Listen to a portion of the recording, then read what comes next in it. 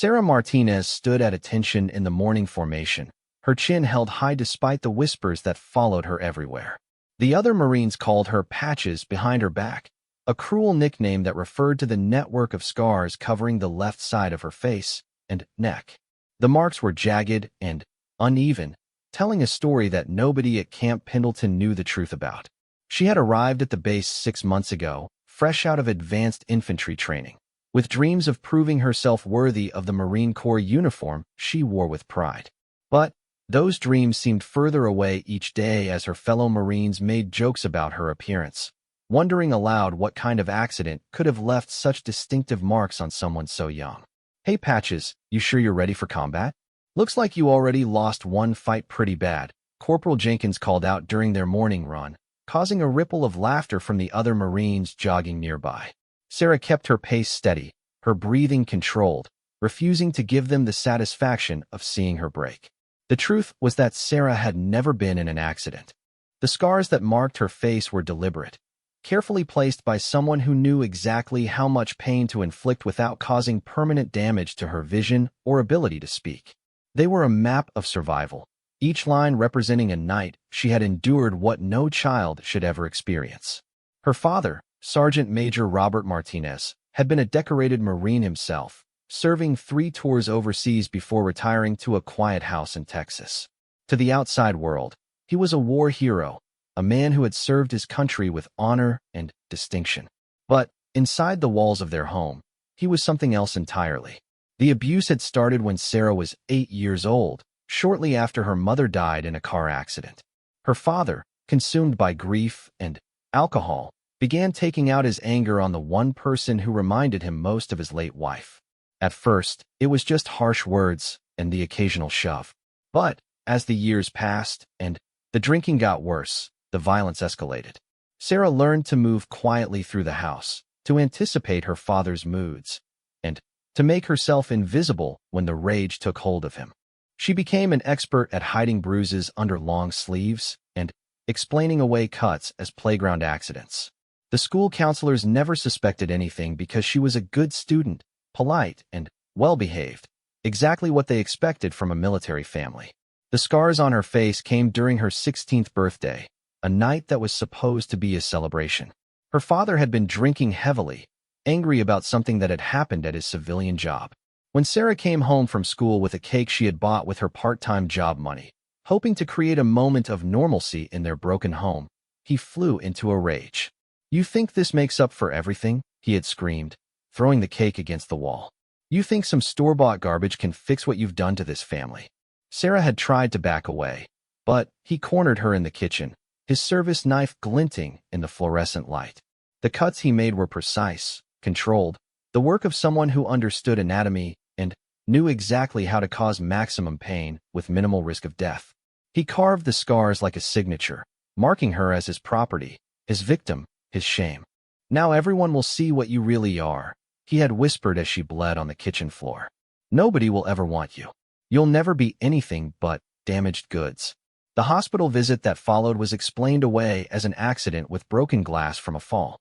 Her father stood by her bedside, playing the concerned parent perfectly, even bringing flowers and talking about how worried he had been.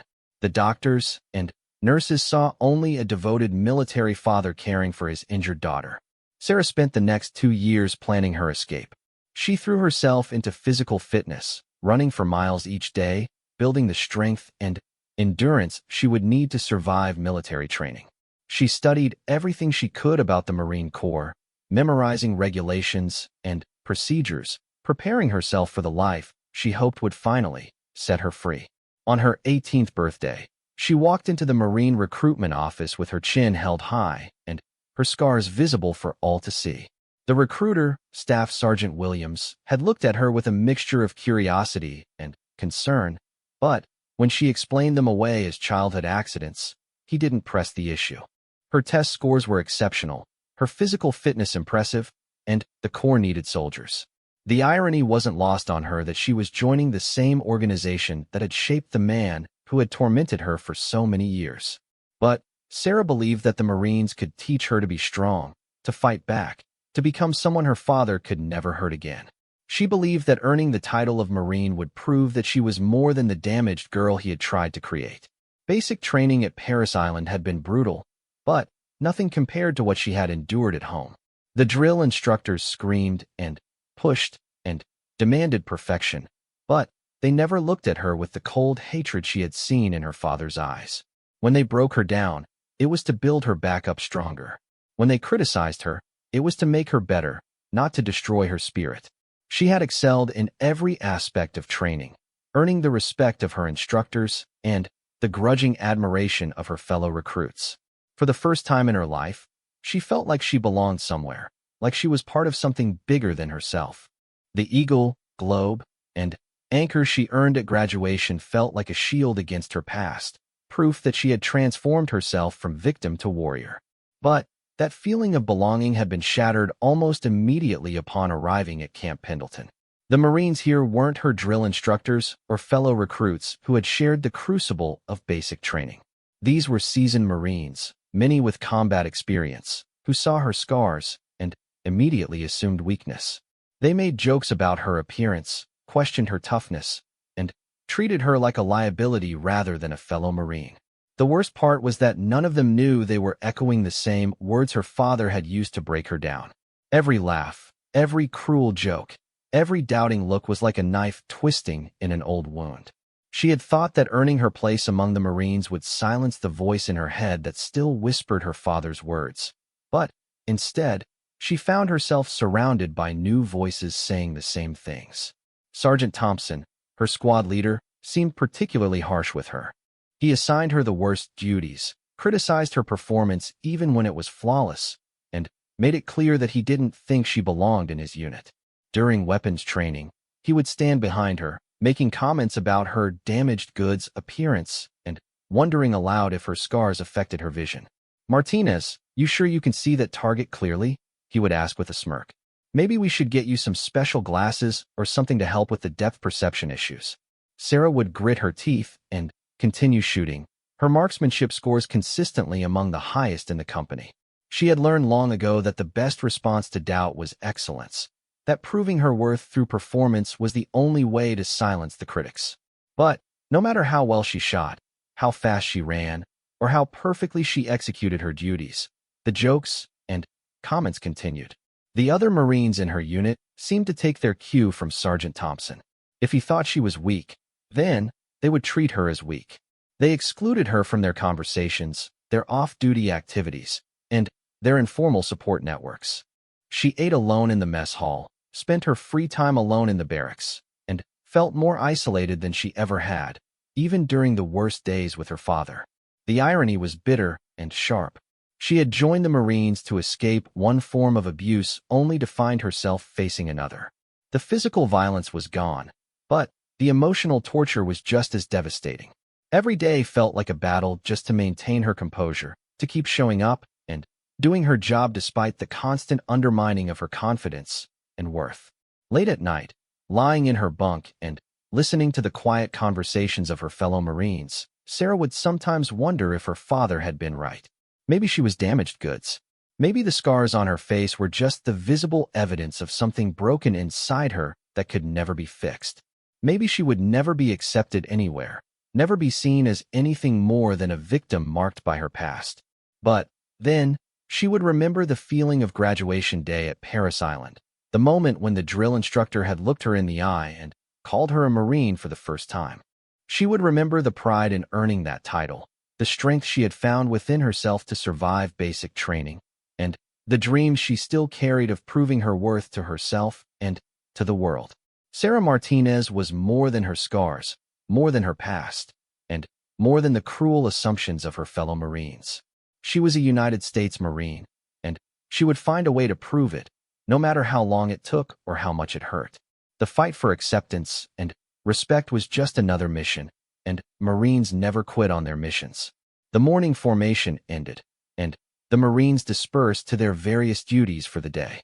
Sarah gathered her gear and headed toward the armory, where she would spend the day cleaning weapons and maintaining equipment. It wasn't glamorous work, but she approached it with the same dedication and precision she brought to everything else. As she worked, Alone in the quiet of the armory, she allowed herself to imagine a future where her fellow Marines saw her for who she really was rather than what had happened to her.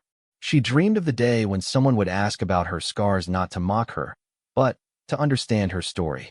She held on to hope that somewhere in this vast military organization was someone who would see past the marks on her face to the strength and determination that had brought her this far. That day would come sooner than she expected, in a way that would change everything she thought she knew about her place in the Marine Corps, and the power of truth to transform even the most broken situations into something beautiful and strong.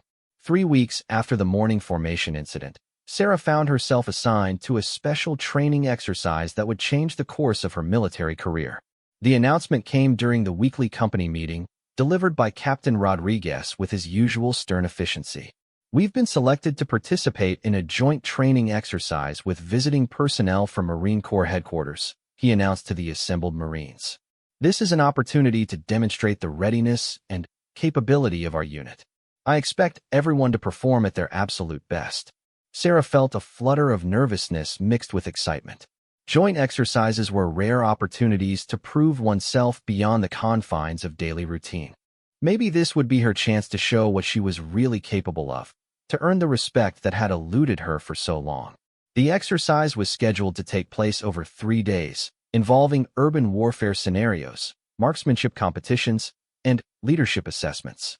A team of evaluators would be observing and scoring each Marine's performance, with the results becoming part of their permanent service records.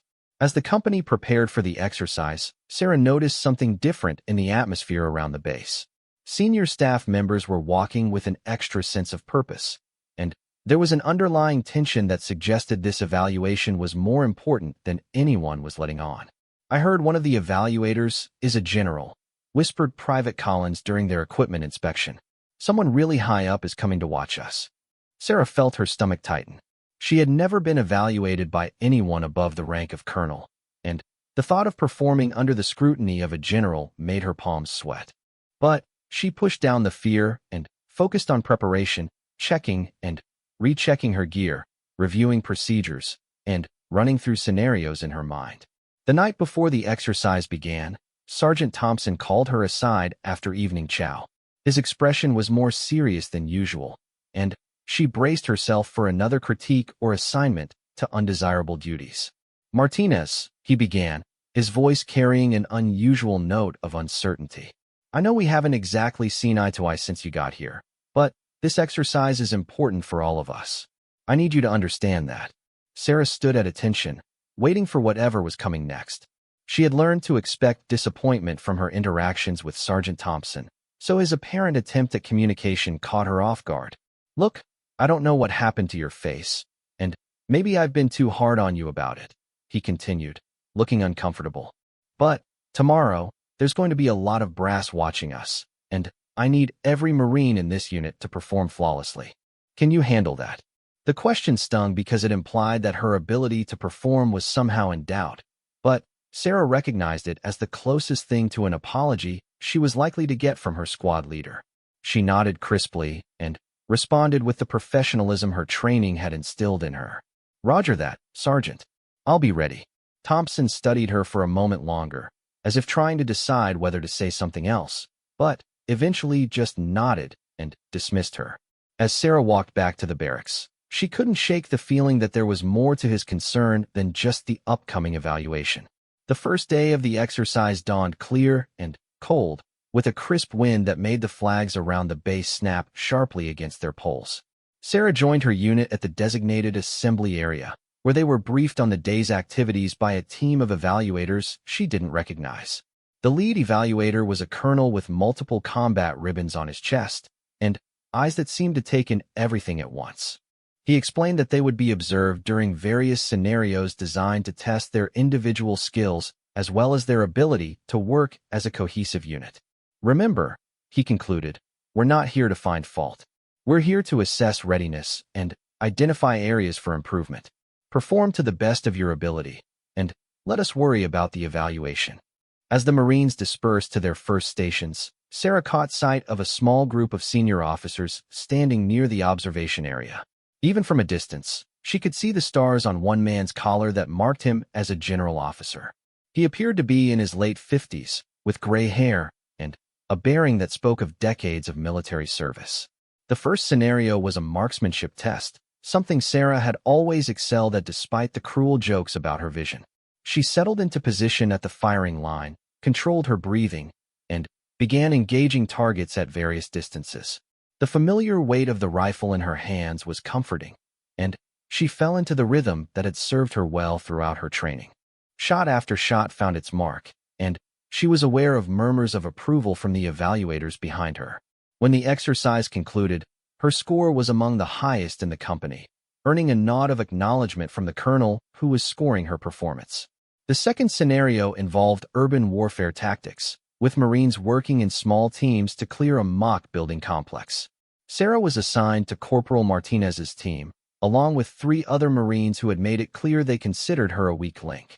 "Just try not to get in our way, Patches," muttered Lance Corporal Stevens as they prepared to enter the first building. "This is important, and we can't afford to have you screwing it up." Sarah bit back her response and focused on the mission. As they moved through the building, clearing rooms and neutralizing targets, she demonstrated the same precision and tactical awareness that had earned her high marks in training. She was the first to spot 2 hidden targets that the others had missed, and her quick reactions prevented what would have been classified as friendly fire incidents in the simulation. By the end of the scenario, even Stevens was grudgingly impressed with her performance. The evaluators made notes on their clipboards but gave no indication of their assessment, maintaining the professional neutrality that Sarah was beginning to recognize as the mark of experienced military observers. During the lunch break, Sarah noticed the general speaking quietly with Captain Rodriguez and pointing in the direction of her unit. She felt a spike of anxiety, wondering if she had done something wrong or if her performance had been unsatisfactory in some way she wasn't aware of. "Martinez," Captain Rodriguez called out, approaching her table in the mess tent. "Report to the command post after you finish eating. The evaluation team wants to speak with you." Sarah's heart began to race, but she forced herself to remain calm. She had performed well in both scenarios, so whatever this was about, it probably wasn't a disciplinary issue. She finished her meal quickly and made her way to the command post, checking her uniform for any irregularities along the way. Inside the command post, she found herself facing the evaluation team, including the general whose presence had created such a stir among the Marines. Up close, she could see that his name tape read Harrison, and that his ribbon rack spoke of extensive combat experience and numerous commendations. "Private Martinez," the colonel began, consulting his notes. "Your performance today has been exceptional. Your marksmanship scores are among the highest we've recorded, and your tactical awareness during the urban warfare scenario was impressive." Sarah stood at attention, unsure whether this was leading to praise or criticism. In her experience, positive observations were often followed by "but" and a list of deficiencies that needed correction. General Harrison stepped forward, his eyes studying her face with an intensity that made her uncomfortable. Unlike the cruel stare she had grown accustomed to from her fellow Marines, his gaze seemed analytical, as if he was trying to solve a puzzle. "Private, I'd like to ask you about those scars," he said, his voice carrying the authority of his rank, but also a note of genuine curiosity. "In your file, they're listed as resulting from an accident, but I've seen enough combat injuries to know the difference between accidental trauma and something more deliberate." Sarah felt her mouth go dry.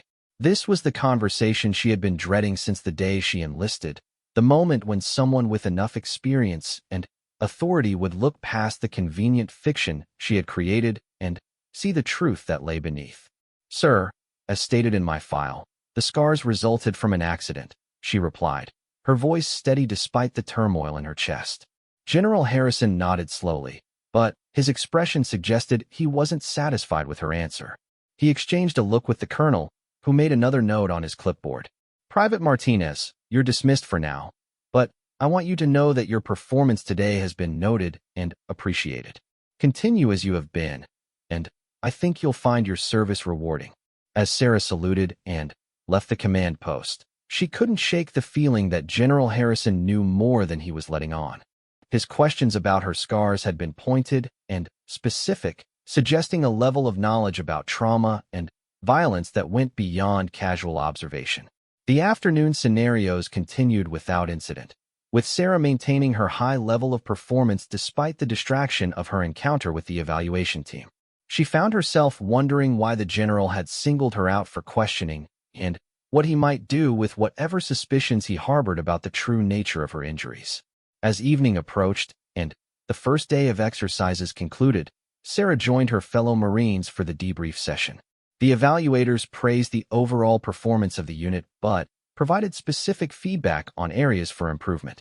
Sarah was mentioned by name as an example of exceptional marksmanship and tactical awareness, earning a few surprised looks from Marines who had assumed she would be a liability. Tomorrow we'll be conducting leadership assessments and team-building exercises, the colonel announced. Get a good night's rest, because the scenarios will be more challenging. As the Marines dispersed to their evening routines, Sarah found herself walking alone across the base, lost in thought about the day's events and the questions that General Harrison had raised. She had worked so hard to leave her past behind, to create a new identity as a Marine that had nothing to do with the frightened girl who had endured years of abuse. But perhaps the past was not as easily buried as she had hoped. Perhaps the scars on her face were more than just physical marks. Perhaps they were a story that someone with the right experience could read like a book. And if that was true, then what would happen when the full truth came to light? The answer to that question would come sooner than she expected, in a way that would force her to confront not only her past but also her assumptions about the Marine Corps and the men and women who served in it. The path to healing and acceptance would prove to be more complicated than earning respect through performance, but also more rewarding than she had ever imagined possible.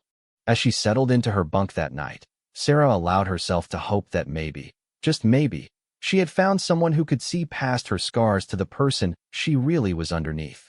The second day of the exercise brought with it a heavy fog that rolled in from the ocean, creating an atmosphere of mystery and tension around the training areas.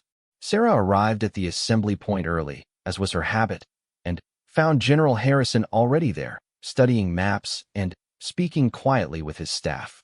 The day's agenda included leadership rotation exercises, where each Marine would take turns commanding their squad through various tactical scenarios.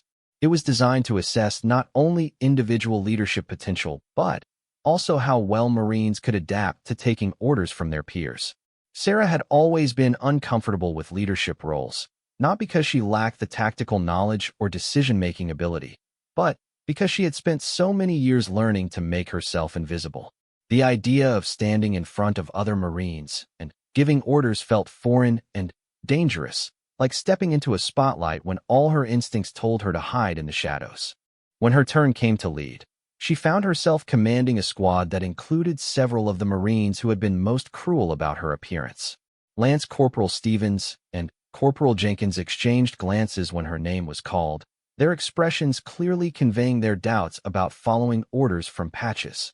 The scenario involved rescuing hostages from a fortified position while avoiding civilian casualties and minimizing friendly losses. Sarah studied the terrain and enemy positions, her mind automatically calculating angles of approach, fields of fire, and potential obstacles. The solution came to her clearly, a multi-pronged assault that would use the fog as cover and the natural geography to their advantage. Stevens, take Rodriguez and circle around to the east side of the building, she commanded, her voice stronger and more confident than she felt. Wait for my signal, then create a distraction at the rear entrance. Jenkins, you're with me. We'll approach from the west once they're focused on Stevens' team. Stevens started to object. Maybe we should. Those are your orders, Lance Corporal, Sarah interrupted, using the firm tone she had learned from her drill instructors. Do you understand? Something in her voice must have convinced him, because Stevens nodded and moved out with Rodriguez. Sarah could see the evaluators watching intently, taking notes on their clipboards as they observed the dynamics within her makeshift squad. The exercise unfolded exactly as Sarah had planned. Stevens' team created the perfect distraction, drawing the simulated enemy forces to the rear of the building while Sarah and Jenkins penetrated from the front. Her tactical decisions were sound, her timing precise, and her communication clear, and effective. When the scenario ended, all hostages had been successfully rescued with 0 simulated casualties.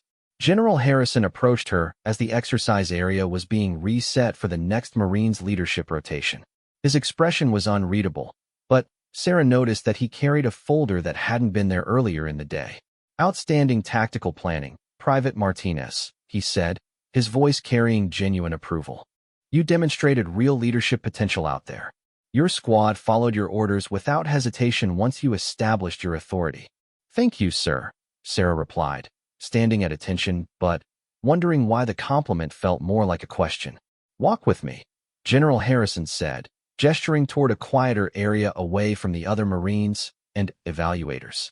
As they moved away from the group, Sarah noticed that the fog seemed to muffle sounds, creating an almost private space despite being outdoors. "I've been reviewing your file more carefully," the general began, opening the folder he carried. "Your performance metrics are exceptional across the board. Top 10% in marksmanship, excellent physical fitness scores, high marks in tactical training, and now this demonstration of natural leadership ability." Sarah waited for whatever was coming next, her training telling her to remain silent unless specifically asked a question. "But there are some inconsistencies that concern me," General Harrison continued. "The medical records from your enlistment physical note the extensive scarring on your face and neck, but the explanation provided doesn't match what I'm seeing." Sarah's heart began to race, but she kept her expression neutral. "Sir, I've already provided all the information required about my medical history." General Harrison stopped walking and turned to face her directly. "Private, I've been in the Marines for 32 years. I've served 4 combat tours and seen every kind of trauma you can imagine. Those scars on your face weren't caused by broken glass from a fall. They're too precise, too deliberately placed. Someone did that to you intentionally."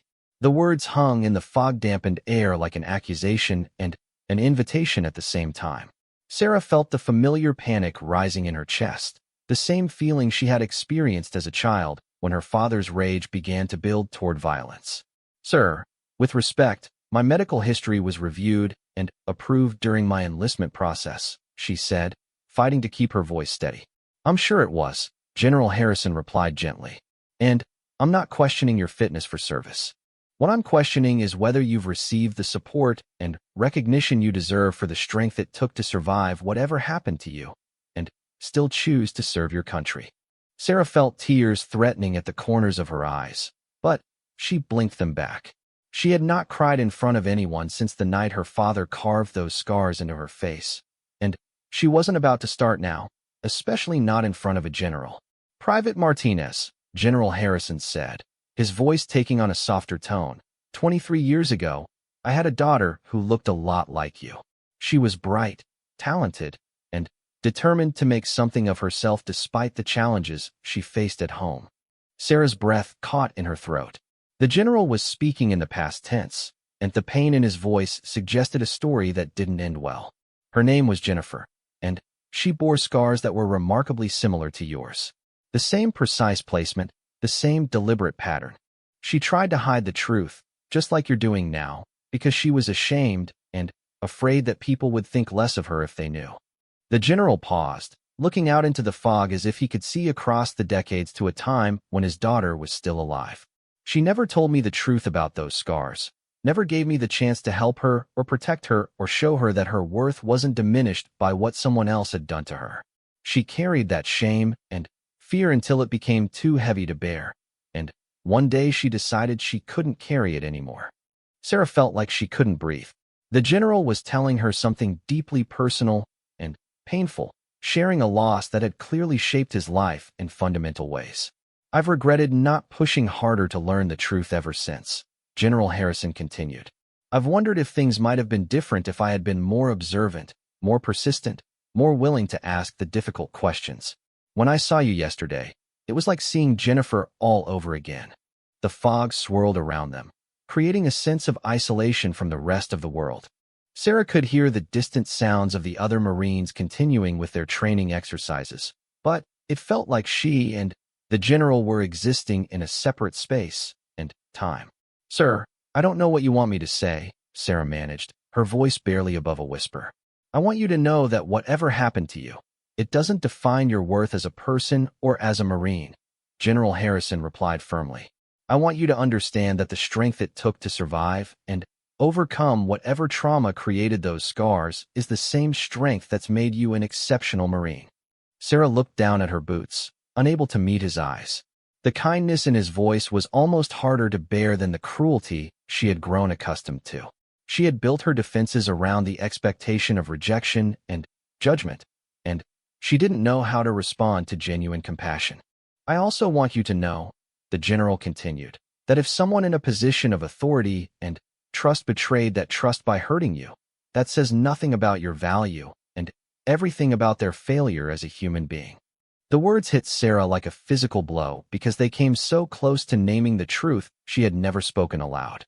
Her father had been in a position of ultimate authority and trust in her life, and he had used that position to inflict deliberate harm on someone who was powerless to defend herself. General Harrison, she said, finally, looking up to meet his eyes, what happened to your daughter? The pain that crossed his face was immediate and profound. She took her own life when she was 24 years old, left a note saying she couldn't live with the shame anymore, couldn't bear the weight of secrets that were too heavy to carry alone. Sarah felt tears running down her cheeks, the first she had shed in years. Not for herself, but for this man who had lost his daughter and was now trying to save someone else's daughter from the same fate. I'm sorry, sir, she whispered. So am I, he replied. But I'm also determined not to let another young person suffer in silence if there's something I can do about it.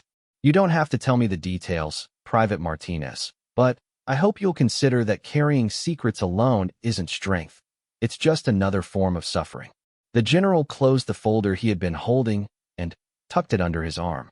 You're scheduled for individual evaluation this afternoon. I'll be conducting it personally. During that time, if you decide you want to talk about anything beyond your military performance, I want you to know that I'm prepared to listen without judgment. As General Harrison walked away, leaving Sarah alone in the fog, she felt something shifting inside her chest.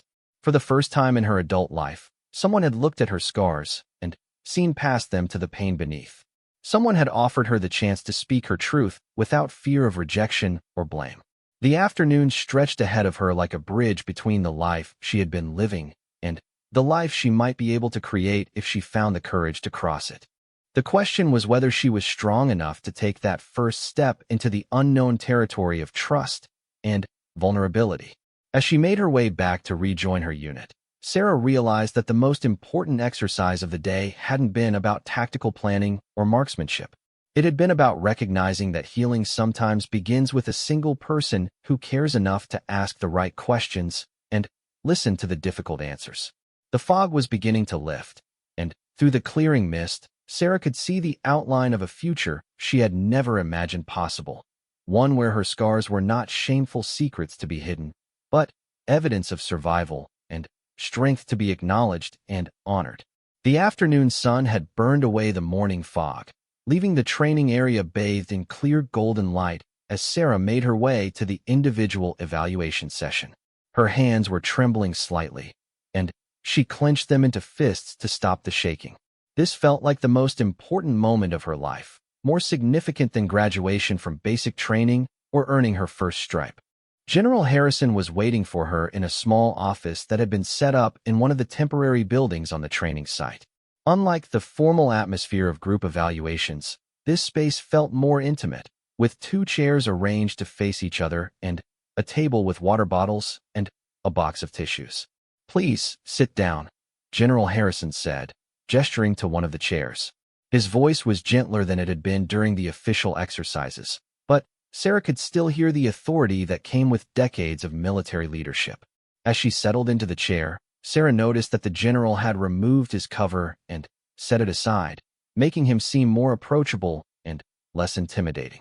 The folder containing her personnel file lay closed on the table between them, but it was clear that this conversation would go far beyond her military record. Before we begin, General Harrison said, I want you to understand that anything we discuss here is confidential unless you specifically ask me to take action on your behalf. This isn't an interrogation or a formal investigation. It's simply a conversation between two people who have both been shaped by the realities of military service. Sarah nodded, her throat too tight to speak. She had rehearsed this moment in her mind dozens of times since their conversation in the fog, but now that it was actually happening, she found herself struggling to find the words she had planned. "I've been thinking about what you said this morning," she began, her voice barely above a whisper. "About your daughter, and about carrying secrets alone." General Harrison leaned forward slightly, his attention completely focused on her. "What have you been thinking?" Sarah took a deep breath, feeling like she was standing at the edge of a cliff, preparing to jump into unknown waters. "You were right about my scars. They weren't caused by an accident. They were deliberate." The words hung in the air between them, and Sarah felt simultaneously terrified and relieved to have finally spoken them aloud. General Harrison's expression didn't change, but she could see compassion and understanding in his eyes. "Can you tell me who hurt you?" he asked gently. Sarah's hands began to shake again, and she pressed them against her knees to control the tremor. This was the question she had dreaded most, the one that would shatter the carefully constructed fiction she had built around her past. "My father," she said, the words coming out in a rush. "Sergeant Major Robert Martinez, United States Marine Corps, retired." General Harrison's face hardened, and Sarah could see anger flash in his eyes. Not at her, she realized, but at the man who had betrayed everything the uniform was supposed to represent. "How long did the abuse continue?" he asked, his voice carefully controlled. 10 years, Sarah replied, and saying it out loud made her realize for the first time just how long she had endured her father's violence. "From the time I was 8 until I enlisted at 18. The general was quiet for a long moment, processing what she had told him. When he spoke again, his voice carried the weight of both personal pain and professional responsibility. "Sarah," he said, using her first name for the first time, "I want you to know that what your father did to you was not only criminal, it was a betrayal of everything we stand for as Marines. Honor, courage, commitment. He violated every one of those values when he hurt you." Sarah felt tears starting to flow again, but this time they felt different. These weren't tears of shame or fear, but of relief at finally being believed and understood. "I thought joining the Marines would make me strong enough that no one could hurt me again," she said. "I thought if I could earn this uniform, it would prove that I was worth something, that I wasn't just the damaged girl he always said I was." "You were always worth something," General Harrison said firmly. "Your value as a human being was never determined by what he did to you. And the strength you've shown by surviving what you endured and still choosing to serve your country demonstrates character that most people will never possess." Sarah looked down at her hands, still struggling to accept the kindness in his words. "But the other Marines here, they look at my scars and see weakness. They call me names and treat me like I don't belong." General Harrison's expression grew stern. "Tell me about that. Give me specific examples." Sarah hesitated, not wanting to get her fellow Marines in trouble, but the general's encouraging nod convinced her to continue. She told him about Sergeant Thompson's constant criticism, about the cruel nicknames and jokes about her appearance, about being excluded from informal activities and treated like a liability during training exercises. "That behavior is unacceptable and will be addressed," General Harrison said with the conviction of someone accustomed to solving problems. "But I also want you to understand something important about why it's happening." Sarah looked up at him questioningly. Most Marines join the Corps because they want to be part of something bigger than themselves, something that represents strength and honor and protection of those who can't protect themselves. When they see your scars, they're not seeing weakness. They're seeing evidence of someone who was hurt, and it makes them uncomfortable because it reminds them that sometimes the very people who are supposed to protect the innocent are the ones who cause harm. The general paused, seeming to choose his words carefully. "Their cruelty toward you isn't really about you at all. It's about their own fear and discomfort with the reality that evil sometimes wears the uniform they've chosen to honor. They're attacking you because it's easier than confronting the complicated truth that military service doesn't automatically make someone a good person." Sarah had never considered this perspective, and it helped explain why the harassment had felt so personal and persistent. "What happens now?" she asked. "Several things," General Harrison replied, his tone becoming more businesslike. First, I'm going to recommend you for immediate promotion and transfer to a new unit where your talents can be properly recognized and utilized. Your performance during these exercises has been exceptional, and you deserve to serve alongside Marines who will appreciate your capabilities.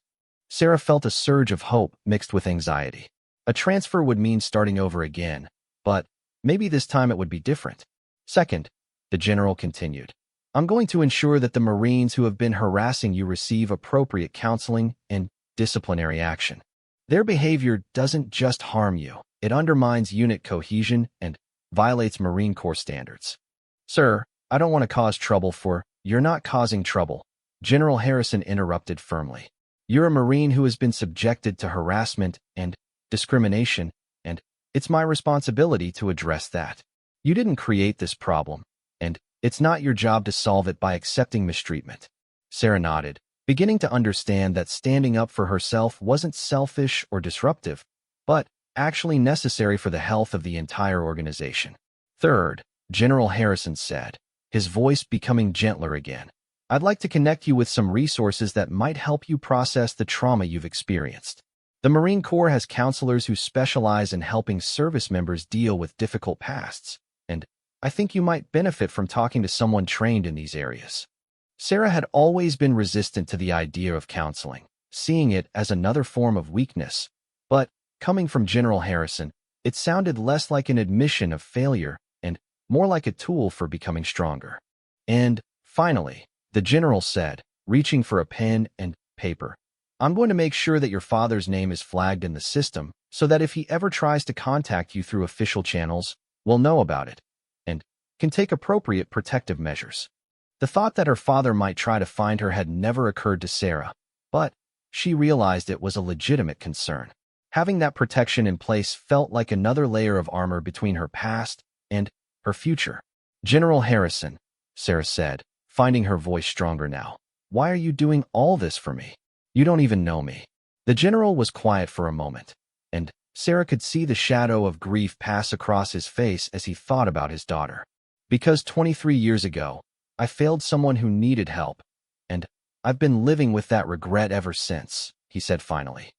Because you represent everything that's good about the Marine Corps, strength, determination, service above self, and you deserve to be treated with the respect that those qualities have earned. He paused, meeting her eyes directly.